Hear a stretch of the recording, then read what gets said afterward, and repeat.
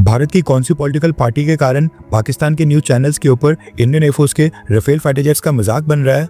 Russian president Vladimir Putin ने अचानक से प्रधानमंत्री मोदी को फोन कॉल क्यों की? इसके साथ ही मूडीज क्रेडिट रेटिंग एजेंसी ने भारत पाकिस्तान युद्ध को लेकर कौन सी रिपोर्ट जारी की है?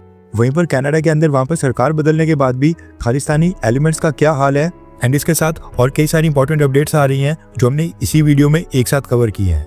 आई नो कि आपका एक मिनट काफी इंपॉर्टेंट होता है, इसलिए बस इंपॉर्टेंट न्यूज हम अपनी वीडियो में शामिल करते हैं, जो कि आपको कई बार मेन स्ट्रीम के न्यूज चैनल्स के ऊपर भी शायद देखने को ना मिले।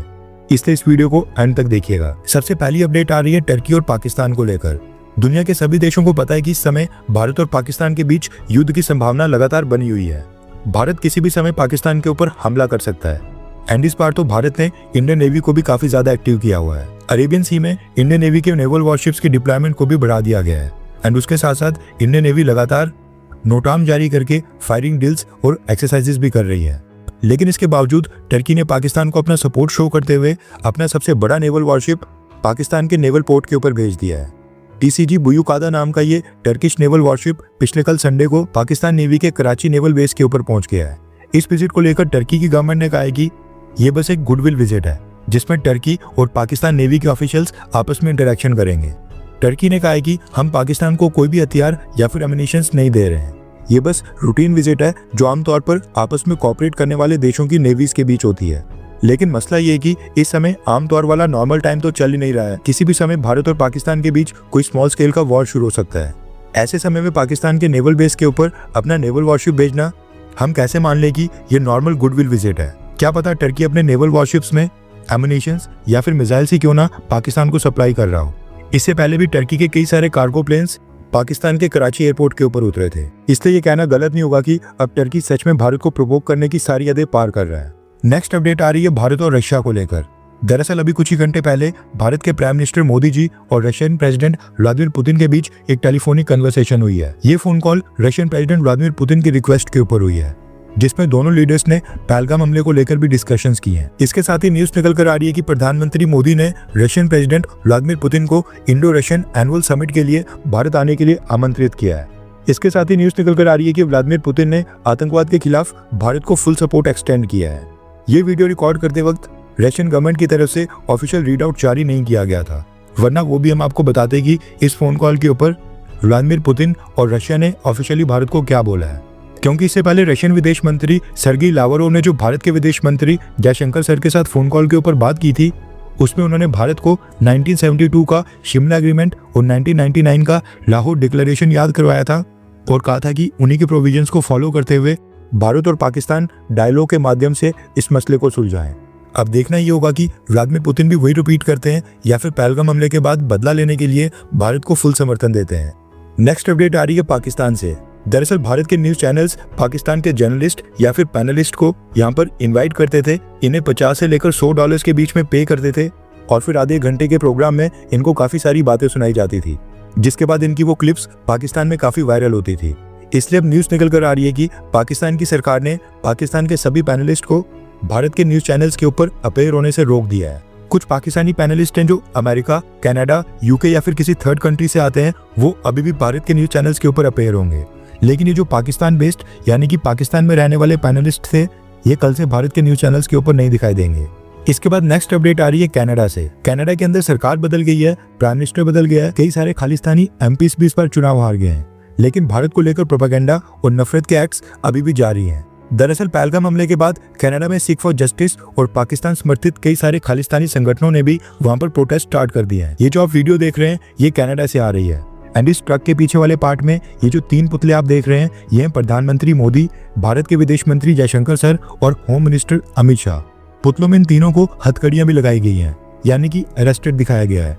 इसके साथ ही पोस्टर में इनके नाम के आगे वांटेड भी लिखा है। आप सोचिए कि एक लोकतांत्रिक देश में दूसरे लोकतांत्रिक देश के लीडर्स के साथ हो रहा है, वो भी कनाडा जैसे देश जो अपने आप को डेमोक्रेसी के चैंपियंस बोलता है।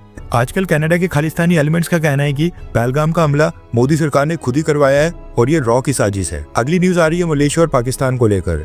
दरअसल पिछले कल मलेशिया के प्राइम मिनिस्टर अनवर इब्राहिम ने पाकिस्तान के प्रधानमंत्री शहबाज शरीफ के साथ टेलीफोनिक कॉन्वर्सेशन की है।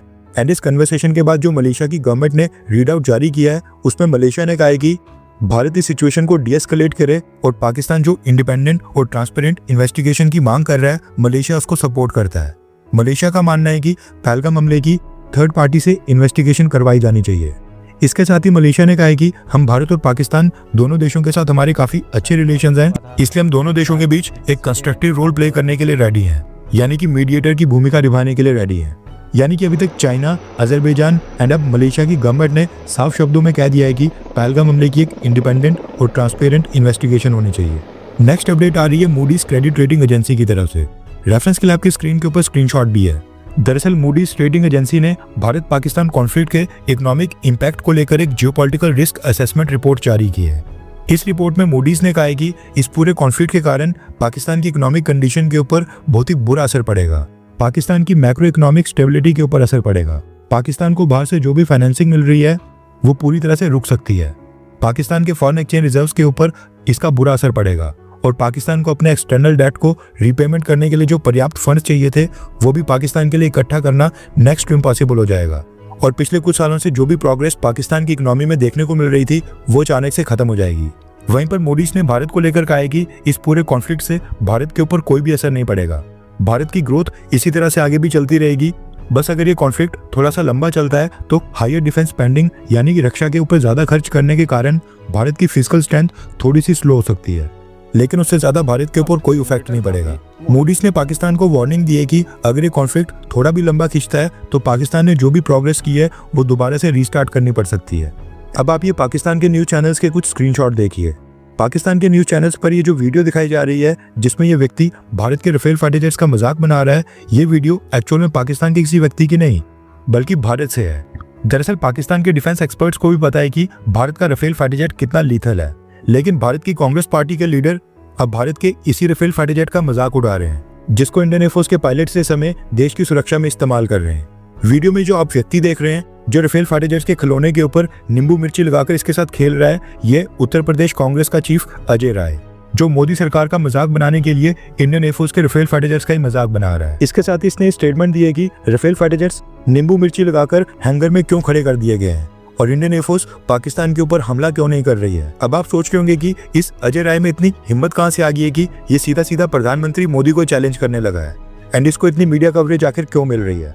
दरअसल अजय राय वाराणसी से नरेंद्र मोदी जी के खिलाफ चुनाव लड़ता है और लास्ट बार 2024 में जो लोकसभा इलेक्शंस हुए थे उसमें अजय राय को वाराणसी के लोगों ने 4,60,000 वोट्स दिए थे और प्रधानमंत्री मोदी को 6,12,000 वोट दिए थे।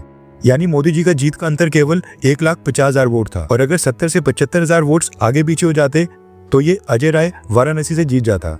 इससे पहले के चुनावों में ये प्रधानमंत्री मोदी से 7-8 लाख के वोट के अंतर से हारता था, लेकिन वाराणसी के लोगों ने इस बार इसको खुलकर वोट दिए थे एंड इसके बाद से ही इसके तेवर बदल गए हैं और आज की इसकी हिम्मत इतनी हो गई है कि ये प्रधानमंत्री मोदी या बीजेपी सरकार का मजाक बनाने के चक्कर में राफेल फाइटर जेट्स का भी मजाक बना रहा है और पाकिस्तान के न्यूज चैनल्स के ऊपर इसके इंटरव्यू चल रहे हैं। खैर, वैसे आप इनकी तारीफ में 2 शब्द नीचे कमेंट बॉक्स में लिख सकते हैं।